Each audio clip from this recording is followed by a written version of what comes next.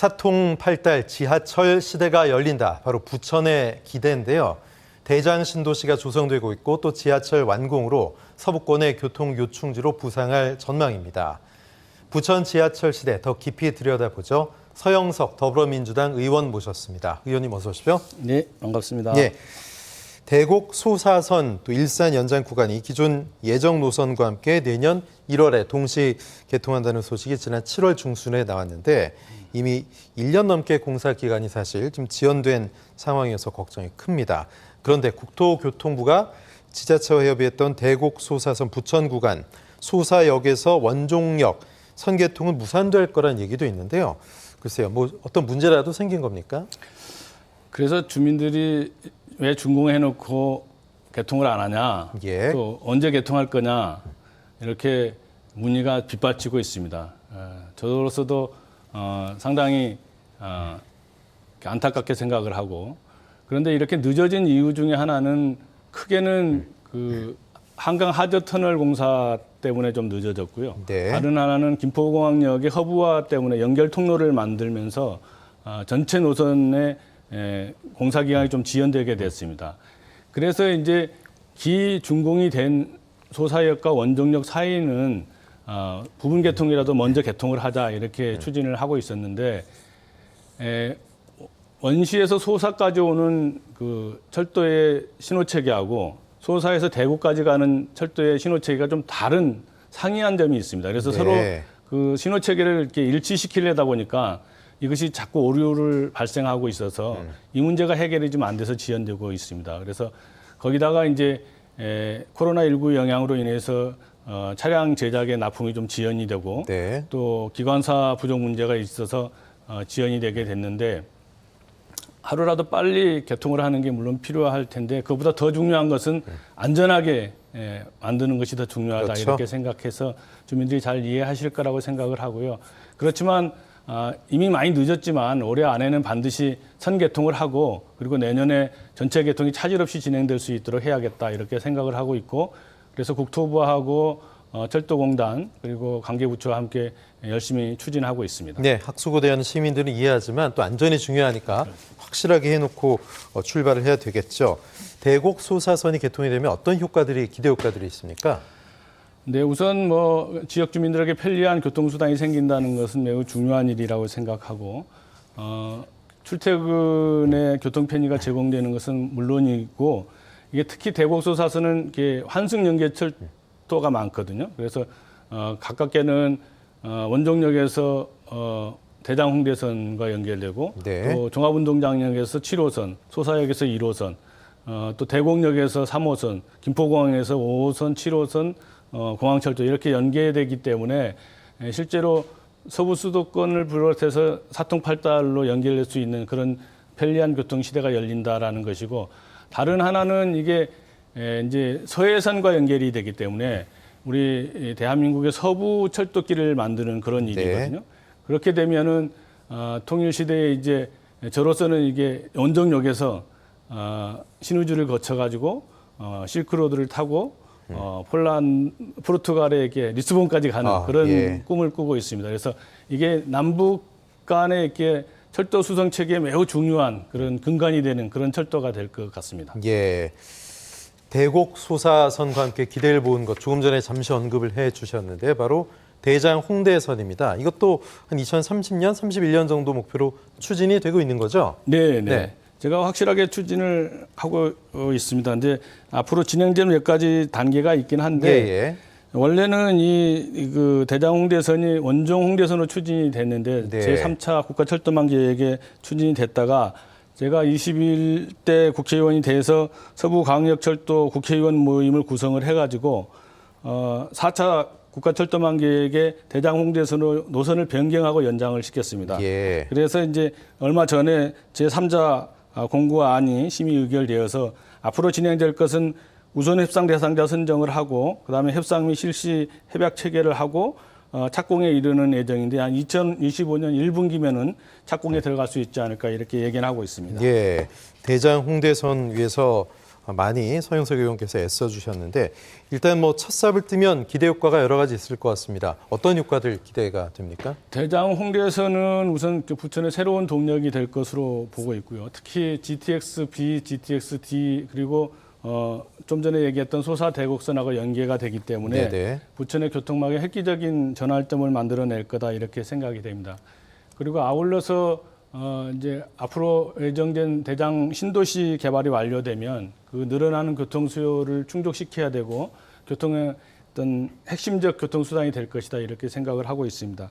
그래서 단순히 이게 대장 신도시가 베드타운으로서의 역할이 아니고 정말로 기업들이 올 수 있는 그런 편리한 교통 환경 때문에 기업 유치가 활성화되고 또 자족도시 기능이 활성화될 수 있도록 그렇게 해야겠다 이렇게 생각을 갖고 있고 특히 이제 대장역과 원정역 사이가 좀 많이 간격이 있기 때문에 구도심 주민들의 보다 더 편리성을 위해서 오정역을 하나 더 신설할 수 있도록 네. 그렇게 추진을 하고 있습니다. 예.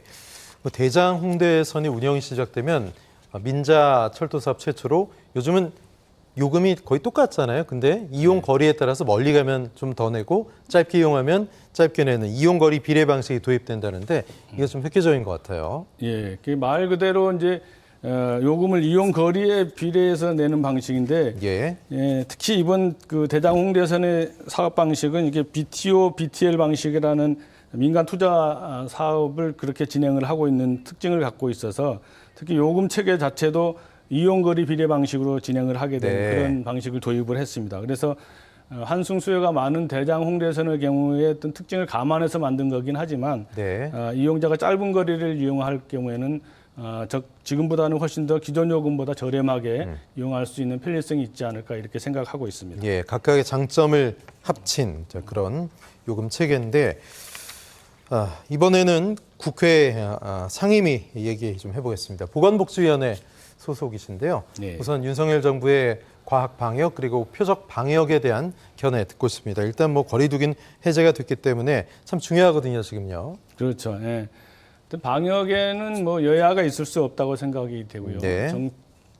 특히 정쟁은 더더욱 있어서는 안 된다 예. 이렇게 생각을 합니다. 그런데 윤석열 정부가 지난 문재인 정부의 그 방역에 대해서 정치 방역이라고 규정을 하다 보니까 네. 그게 대립되는 개념으로 과학 방역이라는 것을 내세웠는데 과학 방역의 근거가 이렇게 데이터를 중심으로 해서 어떤 정책을 결정하겠다 이런 건데 사실은 문재인 정부 때도 충분하게 그리고 국민들의 안전을 위해서 데이터에 기반해서 정책을 폈고 방역 정책을 해왔기 때문에 그래서 K 방역이라고 해서 세계적으로 잘했다 이렇게 칭찬받았던 거 아닙니까? 예. 그런데 질병관리청장이 국가주도 방역은 지속할 수 없다 이렇게 말하고 각자 도생의 길을 찾아야 된다 이렇게 얘기하는 거 봐서는 이것은 정말로 무책임한 방치 방역이다 이렇게 생각을 합니다. 특별히 네.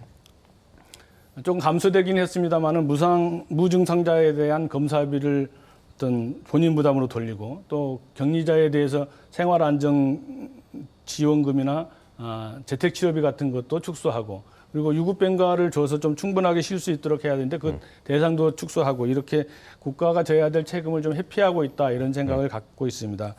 더군다나 잘 아시는 것처럼 두 차례나 인사참사를 일으켜서 보건복지부 장관이 없는 이 막중한 시기에 그런 공백 상태를 만들고 있는 것은 문제가 있다 이렇게 생각이 되고요. 예. 그리고 더군다나 지난 정부 때 이렇게 방역 일선에서 일했던 여러 방역 당국에 대해서 지금 어떤 먼지털이식 그 감사를 하겠다 이렇게 얘기하고 있어서 이것이야말로 정치 방역이 아닌가 이런 생각을 지울 수가 없습니다. 예.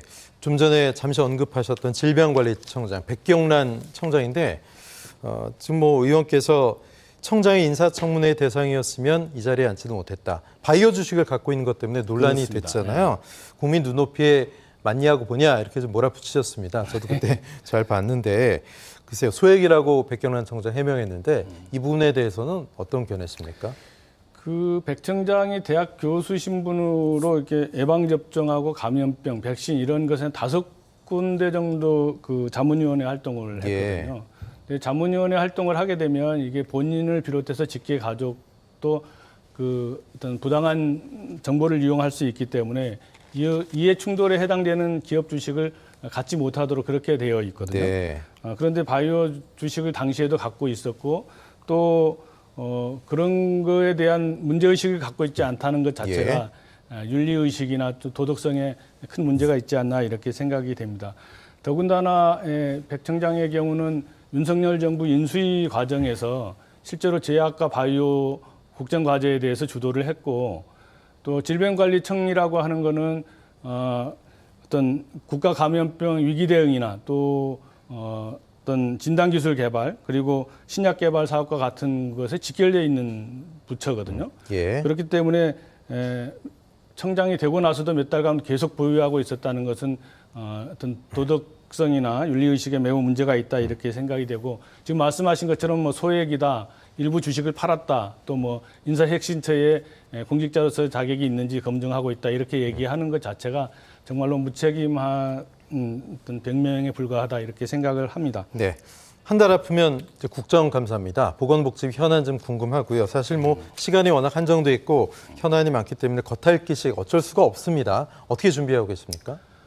우선 뭐 그 전체 국민들이 느끼고 있는 이 방역과 관련된 문제 그리고 과학 방역의 허구에 대해서 각자 도생을 할 수 있도록 국민을 내모는 것에 대해서는 검증을 해야 될 걸로 보여지고요.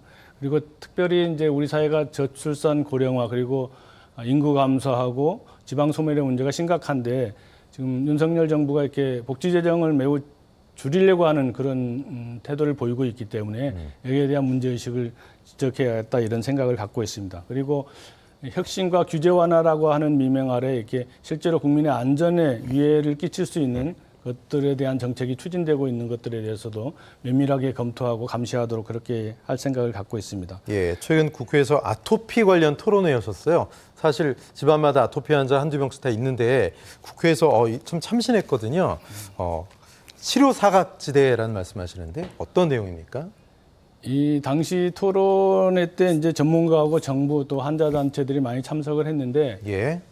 뭐 그 환자들은 긴팔을 입고 싶다, 좀 편안하게 잠 좀 자고 싶다. 네.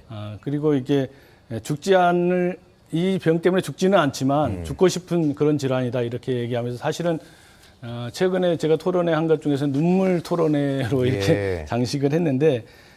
당사자나 가족들이 신체적으로 또 정신적으로 고통이 이루 헤아릴 수 없을 정도로 많은데 이게 2019년 말에 이게 신약이 이 두피젠트라는 신약이 있어서 이것을 보험으로 급여화를 했거든요. 근데 이게 그 하는 과정에서 이게 성인들에게만 적용하도록 이렇게 돼서 실제로 어떤 보호와 관심이 필요한 이렇게 소아 청소년들에게는 이것을 적용할 수가 없게 돼 있는 그런 구조였습니다. 그래서 사각지대가 발생하고 있는데 이 암하고 난치성 질환에 대해서 이제 그 건강보험 재정에서 산정 특례라해서 본인 부담은 10%를 부담하게 그렇게 돼 있거든요. 그런데 이게 보험이 안 돼 있기 때문에 이게 비보험으로 치료를 받아야 되는 문제가 있어서 너무 비싼 치료제이기 때문에 돈이 비싼 치료제라고 해서 치료를 못 받는 그런 우리 대한민국에 대해서는 안 되겠다 이런 생각이 되고 특별히 소아청소년의 경우는 이 문제에 대해서 산정특례를 받을 수 있도록 보험의 적용이 받을 수 있도록 해야 된다 이런 생각을 가지고 토론회를 진행했던 것 같습니다. 네, 사각지대까지 꼼꼼히 챙기시는 활발한 의정 활동 앞으로도 부탁드립니다. 자, 오늘 말씀 여기까지 나누겠습니다. 고맙습니다. 네, 감사합니다.